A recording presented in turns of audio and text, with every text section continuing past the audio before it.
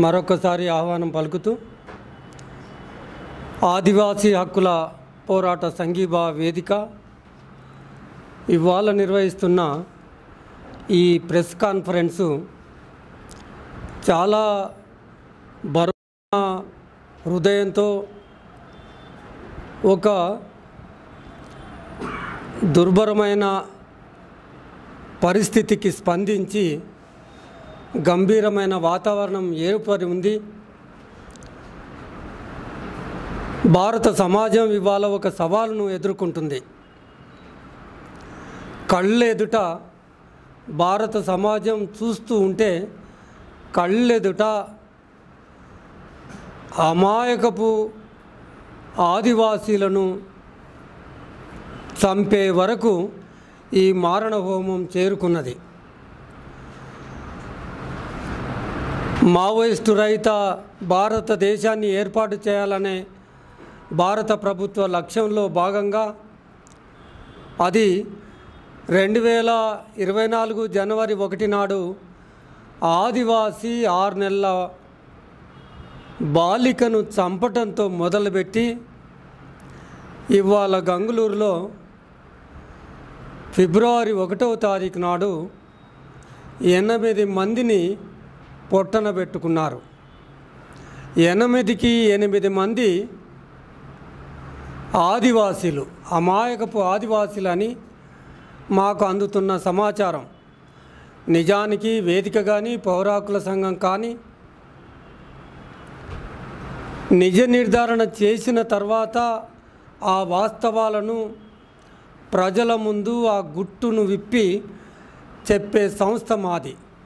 కానీ ఇవాళ పరిస్థితులు ఎంతవరకు వచ్చినాయంటే దండకార్యంలో ఏం జరుగుతుంది, ఎందుకు 24 జనవరి 1 నాడు మొదలుపెట్టి ఫిబ్రవరి 1 వరకు 352 మందిని చంపారు అనే వాస్తవాలను సేకరించటం కోసం నిజ నిర్ధారణకు హక్కుల సంఘాలకు ఆ రాష్ట్రానికి ప్రవేశం లేకుండా చేస్తూ ఉన్నారు. మరి అక్కడ ఏం జరుగుతుంది? అక్కడ మన తెలుగు రాష్ట్రాల్లో ఉన్నట్టుగా ప్రజా సంఘాలు లేవు. ధైర్యంగా రిపోర్ట్ చేసే రిపోర్టర్లు, జర్నలిస్టులకు అవకాశం లేకుండా ఉంది. మన కళ్ళెదుట ముఖేష్ చంద్రాకర్ను చంపేసిన వైనం మనకు కనబడుతూ ఉంది. అయితే మరి ఆ వాస్తవాలు ఎట్లా బయటికి రావాలి, ప్రపంచానికి తెలియాలి. అక్కడ నెలకొన్న వాతావరణం చాలా భీకరమైన, భయంకరమైన యుద్ధమని వింటామే కానీ యుద్ధమని నిత్యం చూస్తూ ఉన్నాం. మనం ఊహించుకోవచ్చు యుద్ధం అనే పదానికి అక్కడ ఏం జరుగుతుంది అనేది. 650 క్యాంపులు మోహరించి ఉన్నాయి. లక్షలాది ఆర్మీ సైన్యం అక్కడ ఉంది. సైన్య శకటాలు అక్కడ ఉన్నాయి. కోబ్రాలు ఉన్నారు. సిఆర్పిఎఫ్ బలగాలు ఉన్నాయి. దానికి అదనంగా రాజ్యాంగేతర శక్తి అయిన డిస్ట్రిక్ట్ రిజర్వ్ గార్డ్స్ అనే ఫోర్స్ను కూడా అక్కడ పెట్టి ఉన్నారు. మనం ఇవాళ అడుగుతున్నది ఏంటంటే ఎందుకు అంతమంది అక్కడ అంతమంది సైన్యాన్ని మోహరించింది ఈ భారత ప్రభుత్వం? ఏంది సాధిస్తున్నది ఏంటంటే భారత పౌరులను చంపుతున్నది. తన సొంత బిడ్డలను చంపుకుంటుందా, తన సొంత భారత పౌరులను చంపుకుంటుందా అని ఒకవైపు సుప్రీంకోర్టు విస్మయం చెందేలా మాట్లాడుతుంటుంది, ఒక ఆవేదనను వ్యక్తపరుస్తుంది. కానీ అక్కడ జరుగుతున్నది బార్డర్ సెక్యూరిటీ ఫోర్స్ ఉంది. సరిహద్దుల్లో ఉండాల్సిన సైన్యం భారతదేశ అంతర్గత భూభాగంలో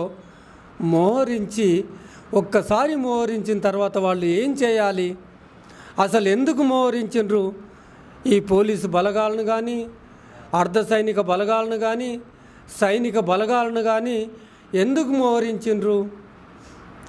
అక్కడ కనుక నేరస్తులు నీ దృష్టిలో ఉంటే ఆ నేరస్తులను తీసుకొచ్చి, పోలీసుల విధి ఏంటంటే నేరస్తులను తీసుకొచ్చి న్యాయస్థానం ముందు నిలబెట్టేంత వరకు మాత్రమే వాళ్లకు బాధ్యత ఉంటుంది.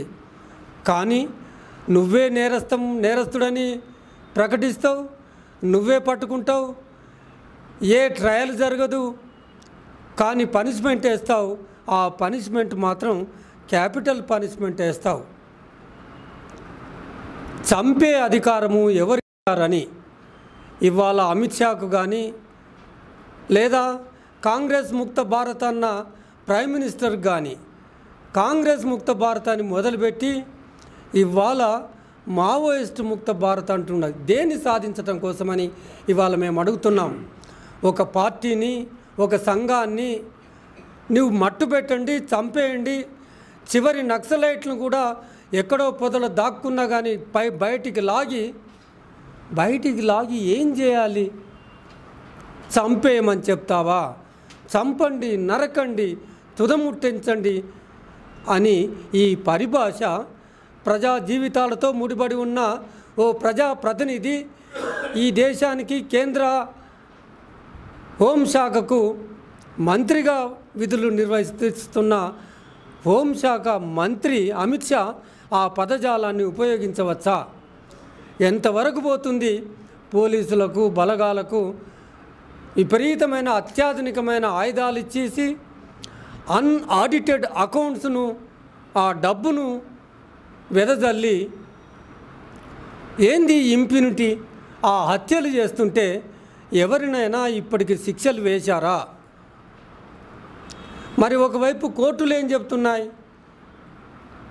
ఎవరైనా సరే ఒక వ్యక్తి మరొక వ్యక్తిని హతమారిస్తే అంతకులు కదా.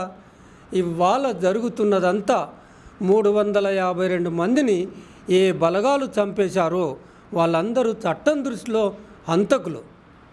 వాళ్ళను న్యాయస్థానాల ముందు నిలబెట్టకపోగా అమిత్ షా శభాష్ అంటాడు, ముఖ్యమంత్రి జిష్ణుదేవ్ మరింత శభాష్ అంటాడు, అవార్డులు ప్రకటిస్తాడు, రివార్డులు ప్రకటిస్తారు.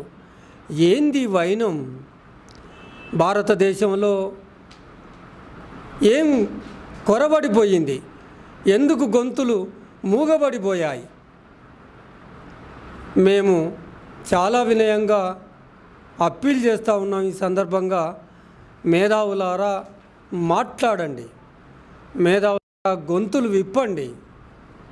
ఇవాళ మన కళ్ళెదుట జరుగుతున్న మారణ హోమాన్ని నిలువరించే దిశగా ఎంత ఒత్తిడి బిల్డప్ చేయాలో అంత ఒత్తిడి తీసుకురండి. ఇవాళ మానవ హక్కుల సంఘాల కృషి, పౌర హక్కుల కృషి ఈ ఒక్కటి మాత్రమే సరిపోతలేదనేది గుర్తుపెట్టుకోండి. రాజ్యాంగం కృషి కూడా సరిపోతలేదు. రాజ్యాన్ని ఎన్ని నియంత్రణలు పెట్టాలో అంత నియంత్రణలు పెడుతూ రాజ్యాంగాన్ని రూపొందించింది. కానీ ఆ రాజ్యాంగాన్ని కూడా బేఖాతరు చేస్తున్న పాలకులను నిలువరించే దిశగా మరింత చైతన్యవంతంగా, మరింత సృజనాత్మకంగా ఆలోచించే మేధావి వర్గం ఇవాళ రావాలి. ప్రజాపక్షం వహించే మేధావి వర్గం ఆవశ్యకత మరింత ముందుకు వచ్చిందనేది గమనించాలి. ఇదే సందర్భంలో రాజకీయ పార్టీలను కూడా మేము ఈ వేదిక తరఫున మీకు తెలియజేస్తూ ఉన్నాం. ఏం చేస్తున్నారు ఈ దేశంలో? ప్రజాపక్షం వహించిన వామపక్ష పార్టీలు కానీ, విప్లవ పార్టీలు కానీ, మిగతా రాజకీయ పార్టీలు కానీ స్పందించాల్సిన అవసరము ఇవాళ ఆ ఆవశ్యకత తీవ్రంగా ముందుకొచ్చింది. కనుక రాజకీయ పార్టీలకు మేము చేస్తున్న విన్నపం ఏంటంటే, prioritize what is happening in the Dandakaranya forest.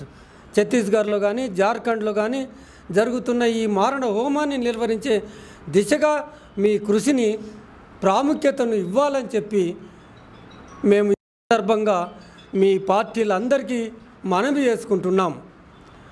ఈ దిశగా ఈ తెలుగు రాష్ట్రాల్లో ఉన్న అన్ని పౌర ప్రజాస్వామిక హక్కుల సంఘాలన్నీ ఒక వేదికగా ఆదివాసీలను వాళ్ళు చేస్తున్న పోరాటానికి, వాళ్ళ హక్కుల పరిరక్షణకు చేస్తున్న ఆ పోరాటానికి సంఘీభావం తెలిపే దిశగా అన్ని ప్రజా సంఘాలు ఏకమైనాయి. ఈ కృషి ఎక్కడో ఓ చోట ఏమాత్రం మేము పదే ప్రెస్ కాన్ఫరెన్సుల మీద ప్రెస్ కాన్ఫరెన్సులు, మీటింగులు, సభలు, ధర్నాలు, ఆందోళన మీద ఆందోళన చేస్తూ ఉన్నాం.